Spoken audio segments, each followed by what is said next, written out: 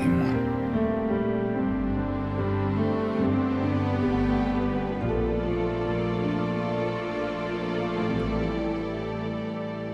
Anyway, hello everyone, and welcome back to the first review of the year. In this episode, I'm going to be reviewing Flashpoint. Before we delve into today's review, a warm welcome to all the new viewers. If you haven't already, don't forget to hit the subscribe button, give this review a thumbs up, ring the notification bell, and after you've watched this video, check out my other reviews on the link below. And of course, feel free to share your thoughts in the comments below. And now, let's get started with the review. The Special Response Unit, or the SRU, a fictional police tactical unit based on the Toronto's Emergency Task Force, navigates high-risk situations from hostage negotiations and mass shootings to terrorist plots. Following Team 1, the team combines high tactical and response skills and psychology to make on-the-fly decisions and prevent escalation. As challenges arise, Team 1 faces more challenging calls than the other SRU teams, leading to heavy situations that sometimes puts into question Team 1's actions. Team 1's bond strengthens as they struggle with their choices and support each other through difficult times while striving to keep the peace in their beloved city. Here are the top seasons. Number 5, Season 1. The first season of Flashpoint introduces viewers to Team 1 from the Special Response Unit. The season delves into the daily challenges faced by the team, navigating high-stress situations that demands reliance to one another. Balancing work and personal life become an ongoing struggle for Team 1 members. Team 1 engages in various operations throughout the season, from assisting other departments in their bus to negotiating hostage situations and tackling more severe threats like stopping a sniper or disarming a bomb. Each case leaves a lasting impact, and at times with the consequences from the past culminating in a devastating season finale when a sniper with a grudge wages war against the team, resulting in a team member being shot. The season concludes with a sense of uncertainty, leaving viewers pondering the forthcoming changes for Team 1. Number 4, Season 5. In the final season of Flashpoint, the central theme revolves around weighing the consequences of their actions. The season starts with a powerful narrative, forcing Ed to make a morally challenging decision, causing rupture within the team, leading to Rafi's departure. The season reintroduces Leah back to the team, giving insight into why she had left previously, bringing all dynamics back to the team. Bringing all dynamics back to the team while also emphasizing the unpredictable nature of SRU calls. Sam and Jules' relationship evolves, reaching a new level as they navigate pregnancy and marriage by the series' end. The last 2 episodes showcases Team 1's skill during a mass terror event, concluding the series with members moving on to different paths within the SRU. The final moments culminate in a celebration, while reflecting on the team's losses and accomplishments. Number 3, Season 4. The 4th season of Flashpoint has Team 1 facing a career-threatening probation, triggering significant changes within the team's dynamic. Wardy's departure due to Parkinson's prompts introducing a new member, adding to the team's challenges. Internal turmoil ensues as Jules and Sam's secret relationship causes a shift within the group. The season delves into team members' personal lives, exploring Spike's poignant farewell to his father and Greg's journey towards a desired connection with his son. The stress of their demanding job becomes increasingly evident, particularly as Greg grapples with the self-doubt and experiences a mental breakdown.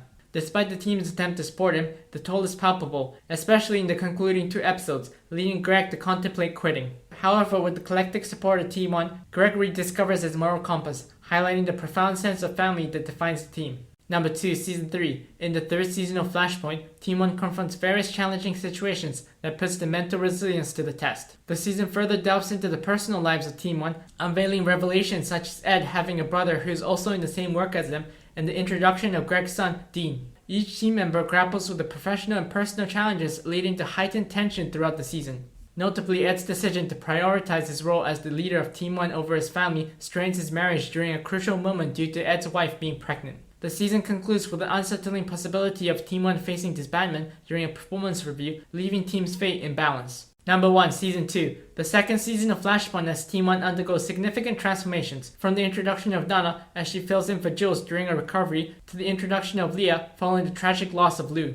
The season delves deeper into the SRU's challenges, exposing the inherent danger of high-stakes situations. Each case becomes a poignant reminder of the unintended consequences people may encounter in their line of work. With Spike grappling with the loss of Lou, Greg falling victim to a kidnapping, and Wardy and Sam sympathizing with the individuals they are pursuing. Despite the hardship, the theme of family shines through as Team 1 constantly support each other during their most trying moments.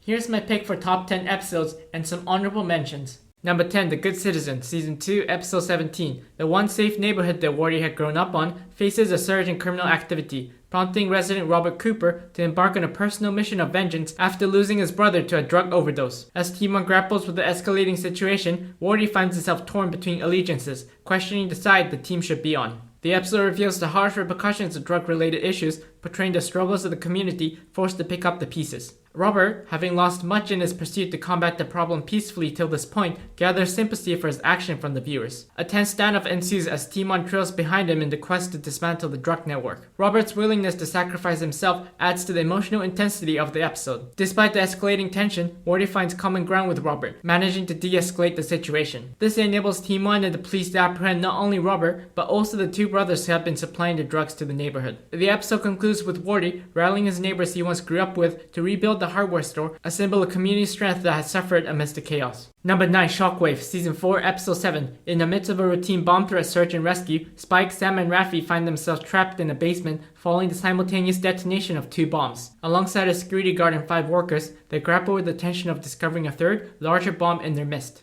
Undeterred by the escalating danger, Spike courageously attempts to stall the detonation. At the same time, the rest of Team 1 strategizes a rescue mission within that short time period. Complicating matters, Spike is weighed down by personal turmoil as he learns that his father had suffered a stroke and that he won't make it by the night, and he has to say goodbye before then. As Spike races against the clock to defuse the bomb, Veers are left on the edge of the seat, questioning Spike's skills and the fate of those trapped. Jules and Greg meanwhile delves into profiling the bomber, uncovering unexpected motives when they realize the bomber's engineer is among those trapped. Amidst the chaos, Civilian escapes the basement, leaving Spike recklessly confronting the imminent threat. With just a few moments left, he decides to risk his life, narrowly averting disaster. The tension heightens as Spike rushes to the hospital to share a final moment with his ailing father, culminating in a gripping emotional charged episode that skillfully weaves personal and professional challenges. Number 8, Remote Control, Season 2, Episode 6. When an armed gunman holds an internet bank hostage, SRU soon discovers that the hostage situation is not as it seems. As Team 1 strategizes to handle the situation, they start to question the reasons behind the gunman's motives, given its unconventional nature as an internet bank that holds no physical cash. The plot thickens when Team 1 soon discovers that one of the hostage takers is revealed to be coerced due to his pregnant wife being held captive. The determination of the coerced hostage taker is evident as he takes increasing risks to protect his loved ones. Team 1, realizing the complexity of the situation, devise their effort to locate and rescue the pregnant wife, aiming to defuse the hostage crisis before it escalates. As the narrative unfolds, viewers are compelled to sympathize with both the hostage takers upon learning about their backgrounds. However, the difficult reality surfaces that one of the hostage takers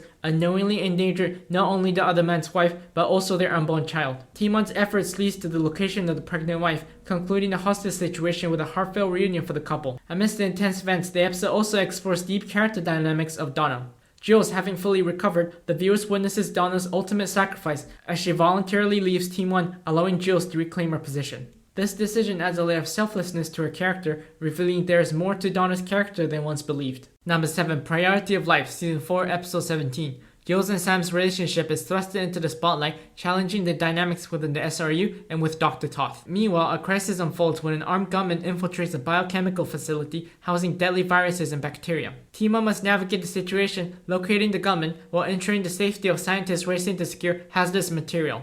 Greg now faces the repercussions as Sam and Joe's relationship comes to light, leading to a suspension by Dr. Toth. However, Dr. Toth reveals the underlying cause for his suspension, that Greg now doubts himself, always second-guessing his moves. The tension escalates when Jules is held hostage in a leak containment chamber, revealing the true motives of the gunman. As Timon attempts to negotiate with the gunman, trying to find any sort of proof about a cover-up that had happened at the lab, viewers are kept on the edge, contemplating the priority of life protocol and Sam's decision between saving the scientists first or Jules. As the crisis in the biochemical facility is contained, the harsh reality hits that Greg's career still hangs in the balance. Surprisingly, it is revealed that Dr. Toth is not an antagonistic person like we once believed, sharing his admiration for Team 1, and the only reason why he's acting antagonistic is because Greg has lost his moral compass. This provides a glimmer of hope for Greg's future and the unity of the team. Number 6, Jumping at the Shadows, Season 3, Episode 6. After over a decade of separation, Greg experiences an unexpected reunion with his estranged son, Dean. However, the family moment is abruptly interrupted when a girl, Alexis, who had been repeatedly calling 911 for months, becomes the victim of a crime. As Timon delves into the case, they unravel a web of conspiracy within a seamlessly affluent family with a hidden life filled with cash and fake IDs. The episode intricately weaves together the effort of 911 operators and Timon as they collaborate to locate Alexis before the perpetrator catches up with her.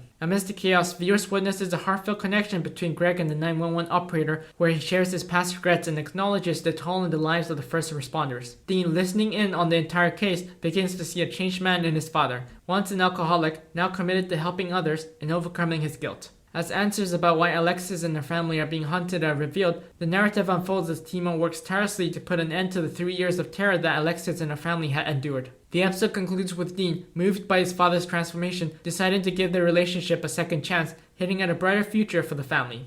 Number 5, Between Heartbeats, Season 1, Episode 13. After responding to multiple series of crank calls, Timon faces a harrowing situation when a sniper embarks on a shooting spree in the plaza of City Hall. As the team investigates whether the sniper is an amateur or professional, it becomes clear that the attack was meticulously planned by the son of someone they had dealt with previously. This individual wages a one-man war against the SRU, particularly targeting Ed and utilizing his advantages on the rooftops surrounding City Hall to sow mass terror. As the psychological tension increases, the viewer witnesses how certain past actions will have unintended consequences as the shooter fires each bullet at a time. Delving deeper into the shooter's background, both viewers and Timon discover that he was once one of the best marksmen in his home country, having killed 8 men with his rifle before the age of 16. Complicating matters further, the shooter has been masquerading as an SRU officer, staying several steps ahead, putting Jules in the crosshair. Although she survives, the team finds itself stretched thin, culminating in Ed being taken hostage. With no viable option, Sam takes a risky shot, bringing an end to the terror and concluding another intense day for Team 1. Number 4, Keep the Peace Part 1, Season 5, Episode 12. Jules and Sam's wedding day takes an unexpected turn as mass terror strikes in the city of Toronto. With a 30-minute countdown ticking between each bomb exploding, viewers witnesses the intense efforts of Team 1 and other SRU teams to prevent multiple bombs from causing widespread destruction. The story unfolds with heightened tension, emphasizing the emotional turmoil everyone in Team 1 faces regarding the safety of their loved ones. Timon steps up to the challenge, each member playing a crucial role in mediating the crisis. Spike defuses the bomb at the 911 center, and Greg's powerful statement to calm the panicked city stands out as a pivotal moment.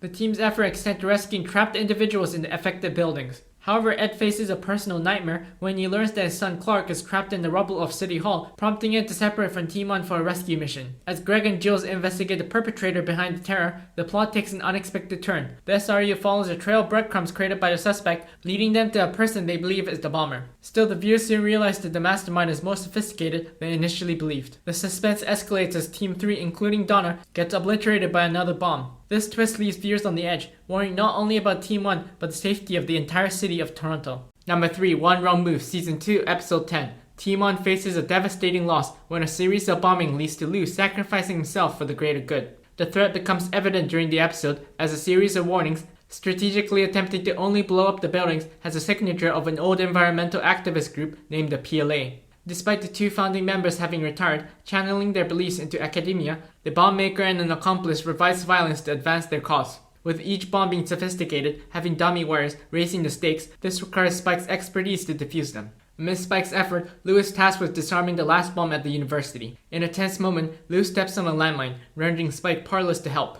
The portrayal of Spike and Lou as brother-in-arms takes an agonizing turn as they grapple with the realization that there may not be a way out. Despite Spike's courageous attempts to disarm the landmine, the episode reaches a heartbreaking climax as Lou chooses to sacrifice himself, highlighting the inherent dangers of the SRU duties, leaving Team 1 to mourn the loss of one of their own. Number 2, Behind the Blue Line, Season 2, Episode 18. When a beloved hockey stadium faces imminent demolition, it triggers a relentless response from a former vet deeply connected to the venue. Timon is thrusted into the stadium as the historic stadium provides ample hiding spot for the suspect. The stake escalates when it's revealed that there are secret passages unknown to the blueprints and that the suspect knows them inside and out, but also possesses a formidable arsenal, including white phosphorus. The tension peaks as Sam, who shares a military background with the suspect, attempts to establish a connection based on their shared trauma.